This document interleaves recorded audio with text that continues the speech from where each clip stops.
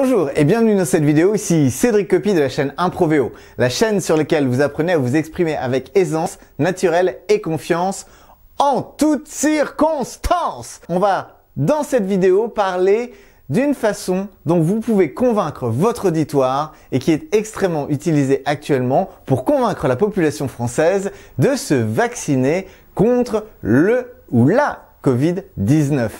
On en parle maintenant.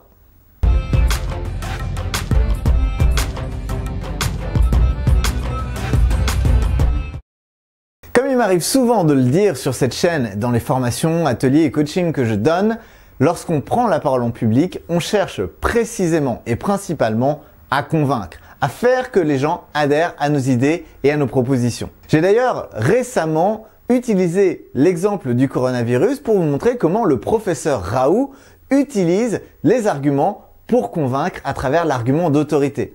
Je vous invite à aller voir cette vidéo. Si vous ne l'avez pas encore vue, je la mettrai en description de celle-ci. Nous sommes actuellement rentrés dans une phase où le gouvernement français et les médias cherchent à convaincre la population française de se vacciner. Je vous laisserai prendre votre décision vous-même, ce n'est absolument pas le sujet de la vidéo, mais par contre, je voulais vous montrer comment un certain argument est utilisé pour convaincre la population de manière massive d'aller se faire vacciner. D'ailleurs, c'est un sondage qui a révélé que 58% des interrogés étaient réfractaires ou peu enthousiastes à l'idée d'aller se faire vacciner.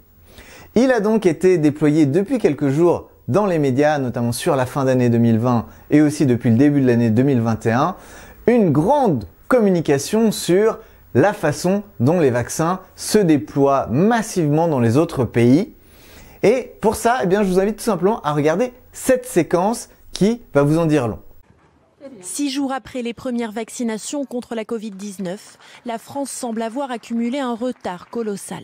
Selon les derniers chiffres, ont été vaccinés plus de 165 000 Allemands, 35 850 Italiens.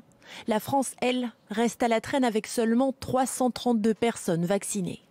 Vous l'avez vu, dans cet extrait, la commentatrice nous explique que la France est terriblement en retard par rapport au reste de l'Union européenne et même dans le monde concernant la question des vaccins.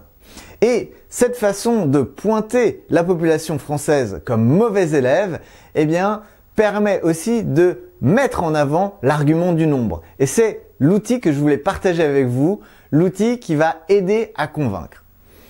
Dans ce cas précis, plus les médias de différentes sources nous envoient l'information que le peuple français est réfractaire, qu'il met du temps à agir, qu'il ne souhaite pas se faire vacciner, qu'il refuse les avancées de la science, c'est une façon d'essayer de convaincre en disant « mais regardez, tout le monde le fait ». Cet élément de conviction, illustré par Robert Cialdini dans son livre « Influence et manipulation », nous explique que la preuve sociale, c'est la façon dont en faisant ressortir l'argument du nombre, en montrant aux personnes qu'on essaie de convaincre que l'idée qu'on leur propose est déjà acceptée par une grande majorité de la population ou qu'elle est déjà en train de prendre de l'élan, c'est une façon de convaincre les gens.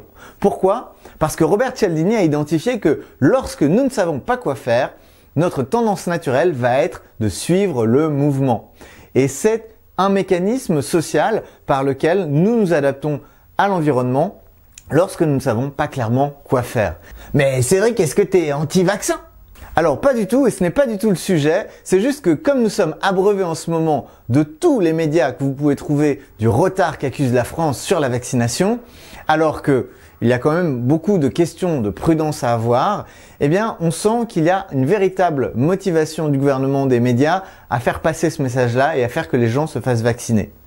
Actuellement, je n'ai aucun avis là-dessus. Tout ce que je veux dire, c'est faites attention, ne tombez pas dans le piège d'aller vous faire vacciner parce qu'on vous dit que tout le monde se fait vacciner. Vous avez peut-être un cas particulier et je n'aurai absolument pas de recommandation à faire. Je ne suis pas qualifié pour ça. Tournez-vous vers votre médecin de confiance le plus proche. Ce que je veux dire par contre, c'est que lorsque vous allez prendre la parole en public, vous pouvez utiliser ce mécanisme vous aussi.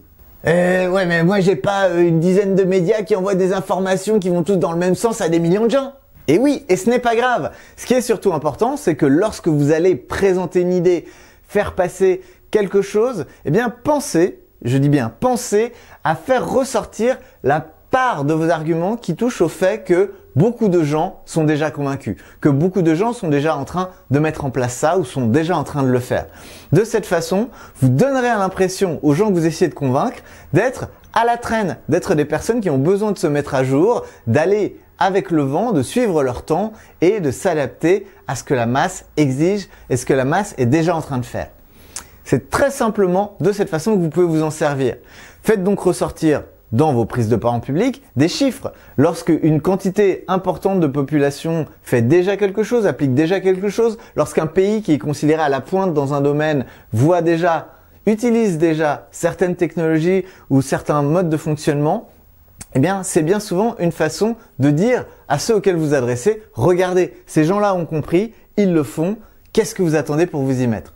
Ce n'est absolument pas un argument convaincant, mais c'est le fameux cas du restaurant. Vous avez deux restaurants identiques, un qui est vide, un qui est plein. Pourquoi? Parce que lorsque les gens arrivent devant le restaurant, ils se disent si ce restaurant est plein, c'est qu'il est bon. Si celui-là est vide, c'est probablement qu'il y a un problème. Ils ne vont pas chercher plus loin. Alors qu'ils pourraient être servis plus vite, peut-être que la nourriture du coup serait plus chaude, meilleure, immédiatement sur leur table. Eh bien non, en tant qu'être humain, nous avons tendance à suivre la masse, à faire les moutons.